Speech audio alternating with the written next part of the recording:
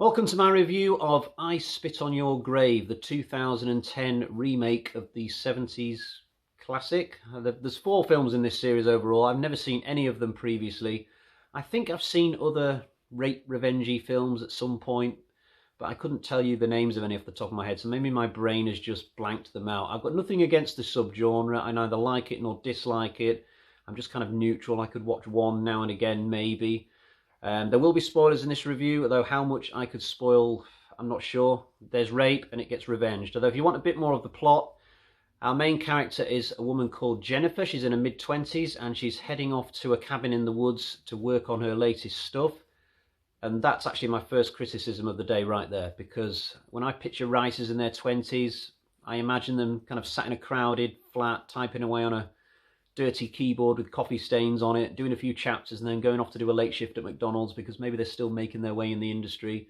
Renting a really expensive looking cabin in the woods is something I would imagine maybe a 40-something writer to do. Someone who's had a bit of success already and is maybe having a bit of writer's block now and wants to seek some inspiration, but it's not important. So anyway, Jennifer's been in this cabin for a couple of days and then she's visited by 5 of the local men, one of whom is this really evil, disgusting sheriff character, and they all take her into the woods and brutally gang rape her, and they would kill her as well, but for the fact that at the last minute, close to death and completely naked and physically abused and all this, she jumps into this fast-flowing stream and escapes. And then later on in the film, she comes back and kills all these guys in really nasty ways, but we'll come back to that.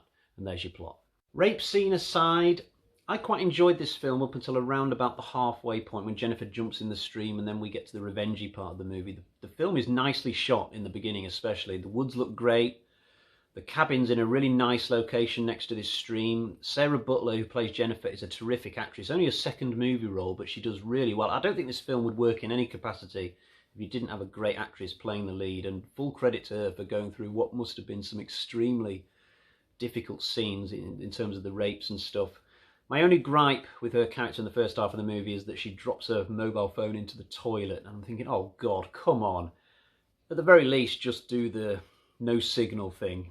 Chad Lindberg's in the film. He plays probably the most sympathetic of the rapists. He's basically a disabled man who doesn't really want to go through with it, but you know, his friends are sort of egging him on, and the implication is, I think, that if he doesn't go through with it, things will go ill for him. So I have some sympathy for that character, though he does still go ahead with it.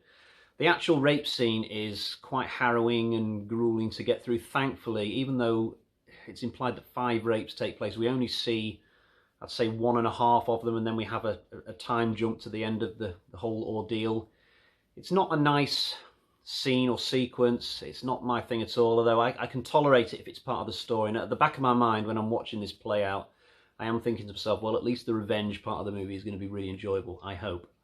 Except it isn't, for a multitude of reasons. Firstly, at the point where Jennifer jumps in the stream, the point of view switches to the rapists for a whole 20 minutes. We see them go back to their lives, back to their homes. We see them cleaning up evidence and just hanging out on grimy couches in the middle of the woods.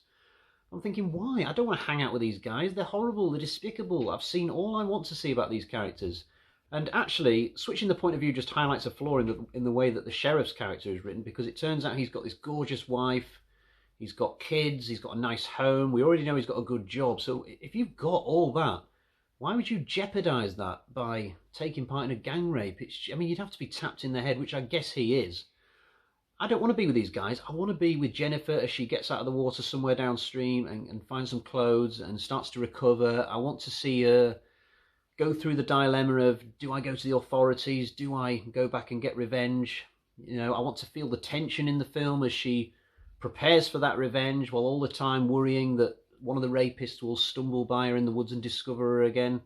We should be with her. The camera should be on her. Also, her plan of attack doesn't make any sense. Only in the movie world would her plan work.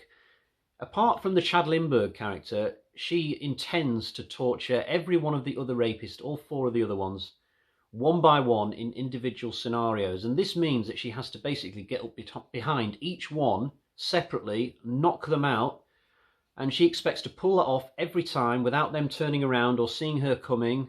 She thinks that the fatal blow will work every time, it won't get deflected. And I'm just not buying it. I think what they should have done is have her just accept that for safety's sake, she's just going to have to blow most of these guys away with a gun, really simply. And maybe just have one torture scenario. Maybe just allow her one. You know, if you showed me in the film her just trying to knock one guy out and succeeding, I could have bought that. And also, she's just way too competent in all this stuff that she does in the second half of the movie. I mean, this is a writer, a stick-thin writer of about 24, 25 years old, but in the second half of the film, she suddenly turns into a sort of cross between Steven Seagal and John Kramer. I mean, she's doing all these fancy knots and setting up pulley systems for these torture set pieces, and she's mixing acids, and she knows really clever ways of getting crows to come down and poke people's eyes out. It's just a bit too much for the character that we've seen up to the halfway point of the movie. I'll tell you what I would have done with the film, and I feel a bit patronising doing this, but it's not my movie, but I would have had Jennifer recover in the woods and then say to herself, you know what, forget the fact that I'm female and forget the fact that they're male. At the end of the day, there's one of me, there's 5 of them, I'm not putting myself in the firing line to get caught by those guys again. So at this point, I would have her go to a phone booth and call up her brother, who just happens to work in the military. It's a film, go with it. And then he would send a platoon of his buddies over, armed with M16s and, you know, the laser-sighted stuff and full combat gear, storm into all those guys' trailers and houses. And I tell you, it would be so entertaining seeing the looks on their faces as these army guys turned up in their full uniform dress. They'd know that they fucked with the wrong girl. It'd be absolutely priceless to watch. And they'd round all these guys up, take them to some kind of small warehouse, tie them all up in a row, and then they'd say to Sarah, okay, we shouldn't be here. We shouldn't be doing this. We're out of here now. Have fun. And then they'd go. And then Sarah would then be in position to commit her torture one by one in safety without having put herself at risk. And so you could then watch the same torture scenes, or more or less the same ones. And you know what? Just for a bit of added excitement, I'd also have one of them, probably Johnny, somehow get out of his shackles, and there'd be one last bit of cat and mouse in, you know, in this warehouse or in the trees outside or whatever. And then finally she would get him, and that's how I would end the movie. But as it is, it doesn't work because the movie tries really hard to be ultra serious for at least half of its runtime in a really gritty way, and you can totally believe that what you're watching could happen in some far-flung corner of America. But then it gets to the second half of the film and it just becomes this X-rated comic book torture porn with Sarah coming out of the shadows, you know, like some avenging angel who's totally invincible, and it's just, yeah, there's just not enough logic to the second half of the film, unfortunately. That's not to say that I didn't enjoy some of the punishment that Jennifer dishes out. I thought Johnny's fate was particularly appropriate, and I'll admit that the acid bath was very clever in its conception, but I just don't think we needed 4 torture scenes, one after the other, when we've already had the big gruesome gang rape in the first half of the film. There are different levels of evilness in this movie. At the top tier, you've got the sheriff and Johnny, and they definitely deserved a fate worse than death, and they got it. But when it comes to the next rung down, the other 2 dicks that they hung out with, I kind of feel, when it came to those 2, if we're going to get the top 2 guys getting brutally tortured, then for the next 2, I'd have rather they just been killed quickly or left to the police or whatever. I think less would have been more, if you see what I mean. But it's a frustrating film because it's well shot, it's brilliantly acted. You'll struggle to see better acting in other horror films, you really will.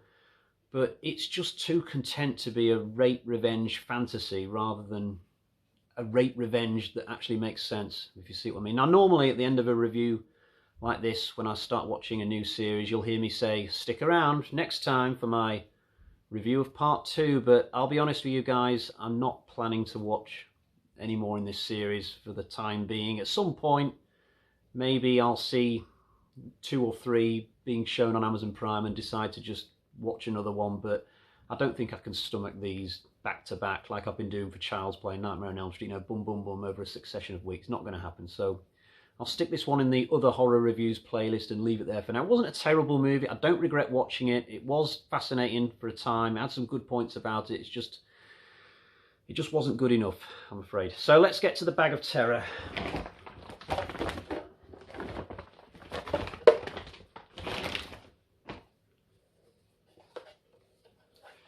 Just the 1.5 bloody axes for the remake of I Spit on Your Grave. It's a shame, because I was thinking along the lines of maybe 3 bloody axes at the halfway point of the movie, but there we go. Right, I will see you again soon for a review from a very different series, and probably a different subgenre. Goodbye.